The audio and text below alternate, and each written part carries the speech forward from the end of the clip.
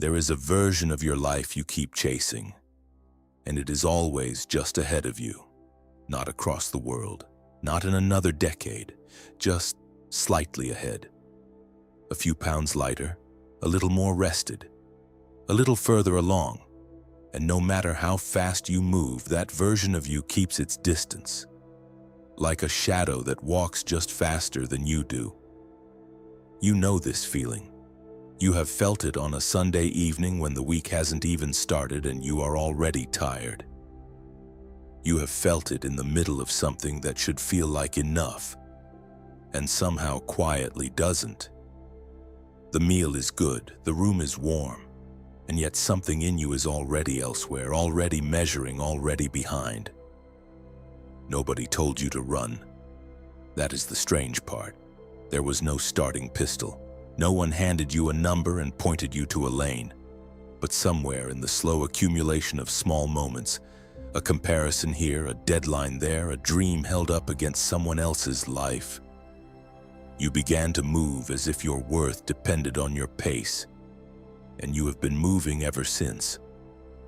The world does not feel fast because it feels fast because you are afraid that if you stop, something will be lost. Something important, something you cannot name but cannot afford to miss. That fear is quiet, it does not shout, it hums low and steady underneath everything you do. Here is what no one tells you. The race was never real, but the exhaustion is. And the exhaustion, that is worth listening to. There is something you carry that has no name in any language you were taught. It is not sadness exactly, not anxiety in the clinical sense. It is more like a low, persistent hum. The feeling that you are always slightly failing at the life you are supposed to be living. That everyone else received instructions you somehow missed. That the gap between where you are and where you should be is not closing. It is widening, slowly, like a crack in old stone. You do not talk about this at dinner. You do not post about it. You smile and you move and you plan and you achieve. And underneath all of it, that hum continues. It continues at 2 a.m. when the house is quiet and your mind is not. It continues when someone asks how you are and you say fine. Because fine is easier than the truth. And the truth is that you cannot remember the last time you felt truly at rest. Not distracted, not entertained. At rest. The kind of rest that belongs to a person who believes they have done enough. You have never quite believed that. This is what the race does to you. Not the running, the believing. Believing that your value is a moving target. That peace is something you have to earn before you are allowed to feel it. That stillness is a reward, not a birthright. And so, you run, not towards something bright and clear. You run the way water runs from a drought, desperate, directionless, looking for ground that will hold. Here is the quiet, devastating truth. You were never running toward your life. You were running away from the fear that you might not deserve one. There is an old idea, older than any book you have read, that says the suffering does not come from the weight of your life. It comes from resisting it.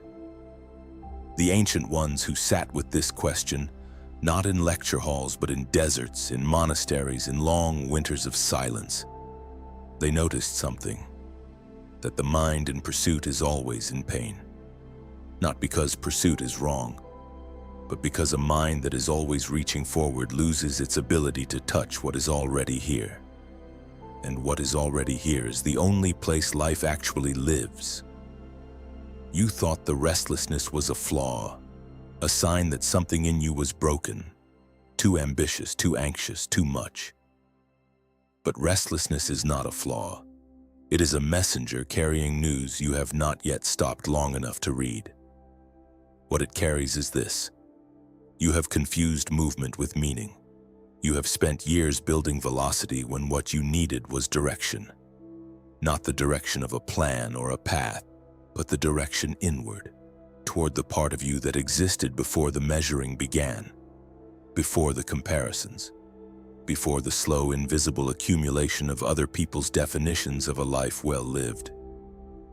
That part of you is not behind, it never was. It has been waiting, the way a deep river waits beneath the surface current. Calm, unmoved, carrying everything without being swept away by any of it.